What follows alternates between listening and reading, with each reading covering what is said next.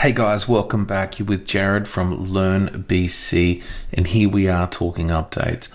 Now, admittedly, I've just released the update video for 28.3, a bit late, but that's okay because there's a lot covered in it. So if you find you're coming in on 28.4, but you're not sure what Microsoft's been doing, we recommend you go back and watch that video, 28.3, and see all of the updates Microsoft's moving with. But let's get into this. Now, before we do, please like the training video, all right? Everything that we do is for our community. Help us build it, like it, share it, tell us, comment in the video, any feedback, because we'd love your feedback, and email us at how@learnbc.today. Well, let's get into it. Let's get started. Well, 28.4 is now, it's the August release from Microsoft. Now, for those who are not aware, Microsoft makes two major wave releases per year, all right? And so we're currently in wave 1, which was early in the year, and we're up to release 4, patch 4. So that means there's been 5 releases this year, the base build plus 4 updates, okay? And we expect to go to 1 more update in September. Then in October, we move to version 29 of Microsoft Dynamics 365 Business Central. So twice a year there's an update. Now, it is known that those updates, those major waves, get pushed a month or 2, depending on where Microsoft is at.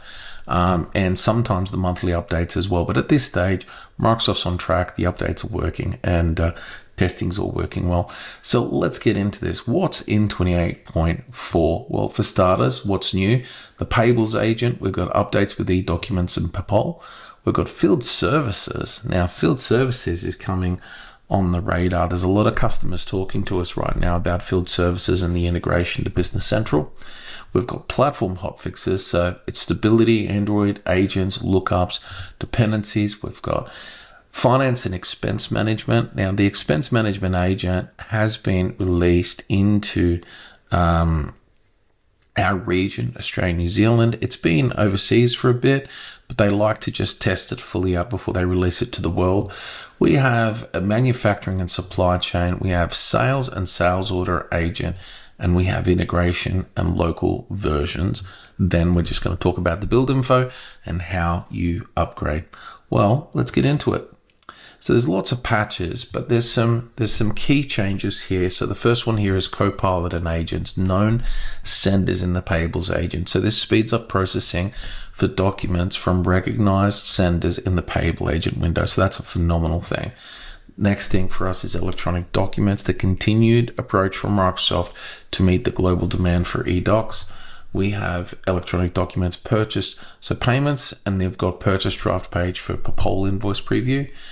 And LearnBC takeaways, so 28.4 delivers targeted automation and e-document improvements. Its wider value comes from the cumulative reliability and operational fixes, which Microsoft is on point. They are continuing to listen to the community and work on their updates. Now, what's next? Field services sync follows the product settings. So a new rule, an update, uncoupled service item. So a new uncoupled service item creates a field service customer asset only when convert to customer asset equals yes. So effectively, we've got a new uncoupled service item. There's a trigger, which then turns around and says yes. If no, no customer asset is created, which stops the system getting flooded. So existing integration remains stable. Already coupled service items continue to synchronize regardless. So the practical impact, review field service product configuration before creating and synchronizing new service items. The existing coupled records are not retroactively, wow, that's a powerful word, affected, which is cool. There's lots of bug fixes, okay? So when we talk 6 key platform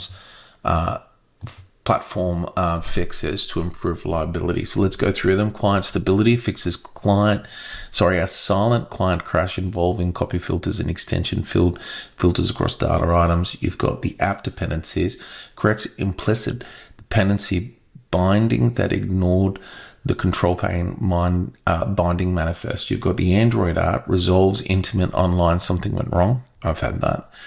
Report attachments, so enforces path rules for report attachments. Agent resolves a 500 client session communication error. You got lookups, corrects conditional table relation values. So there's some cool updates here. We're going to continue. The focus here, this platform targets stability. So the update of 28.4 was all around stability, mobile access governance, agent execution, and lookup accuracy. All right, so here's some of the other updates. Let's just bring them all out here. One more. There we go.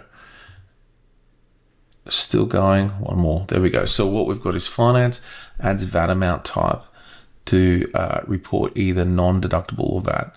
You've got finance fixes duplicate financial reporting Excel export rows after adding geo-budget dimension. You've got the expense agent requires Azure OpenAI privacy notice approval before the expense agent can be used.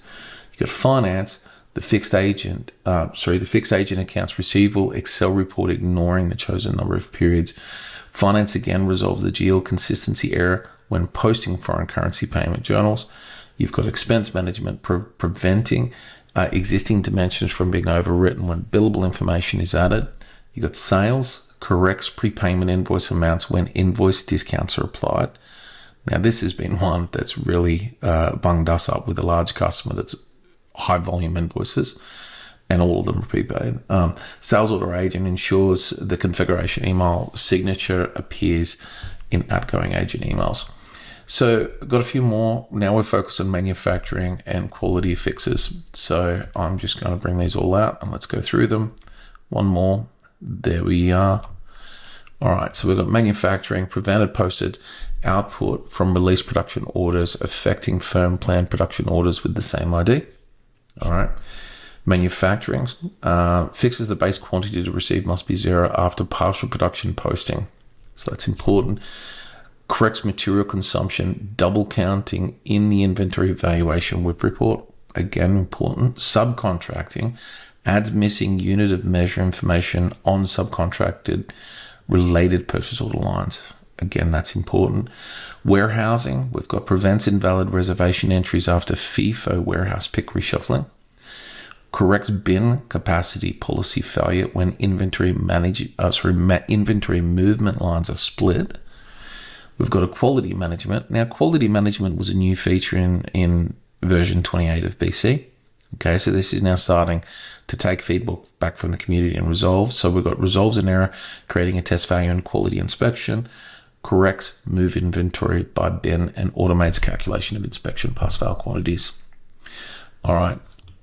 So integrations, I guess, Power Automation integration, it resolves the page trigger Power Automate flow, stuck on working on it. All right. Improves external file deletion logic for document attachments. With Shopify, address Shopify bulk price update, revert failures after BC28 upgrade. I thought it was B2B. Anyway, improves data exchange, export performance for files with 30,000 plus lines. Administration extensibility resolves silent ignored permission set change after input metadata exceptions and new or expanded integration, advanced support, customization and subcontracting sales documents, etc.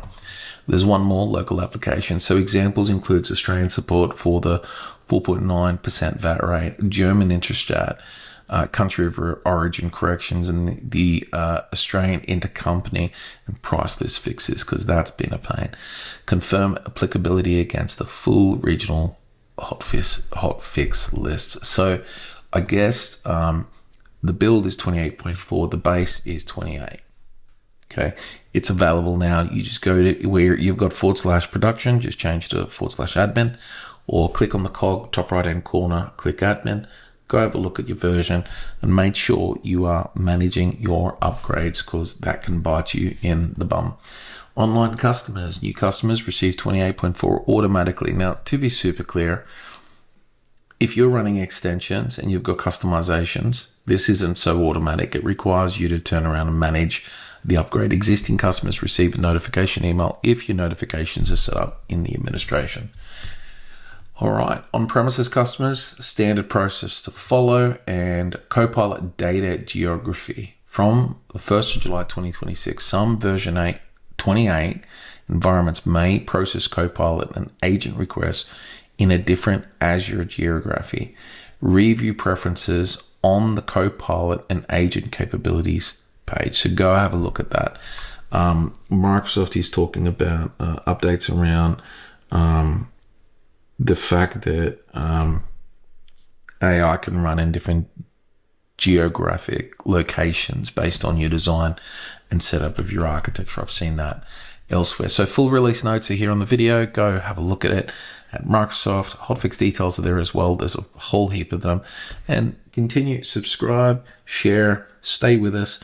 And I'll see you in the 28.5 release notes. And get excited because Wave 2 of this year is going to be huge. Microsoft isn't going to hold back. It's going to be a great release. We're excited to see where Microsoft is taking Copilot in the agentic ERP. I'll see you in the next video.